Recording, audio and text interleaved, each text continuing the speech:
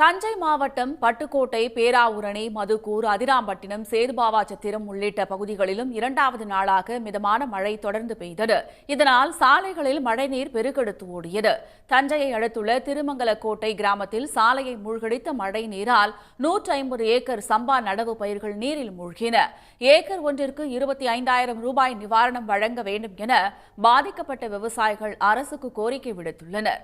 கிட்டத்தட்ட இப்போ நீலாமலை ஒன்று எடுத்துக்கிட்டீங்கன்னா ஒரு கிட்ட 3000 ஏக்கர் அது மாதிரி ஒவ்வொரு சுற்றுப்பட்டதுலையும் கிட்டத்தட்ட ஒரு 10,000 ஏக்கர் மன்னாகுடி, நீடாமங்கலம், வலங்கைமான், கூத்தாண்டூர் இந்த 1.5 லட்சம் ஏக்கர் சம்பா தாவடி நட்டிருக்கும் போது இந்த மலைக்கு ஒரு 4 நாள் 5 நாள் பெய்கிற மலைக்கு அந்த சம்பா தாவடி பயிர்கள் முழுமையாக அழிஞ்சு போச்சு. நாங்கள் இந்த இதில் காமிச்சிருப்போம். சுத்தமாக இந்த பயிர்கள் சுத்தமாக வீணா போச்சு.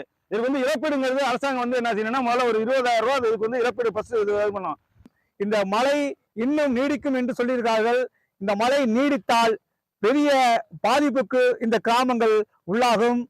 அது மட்டுமல்லாமல் அதிகாரிகள் இதுவரை எந்த இடத்தையும் பார்க்கவில்லை.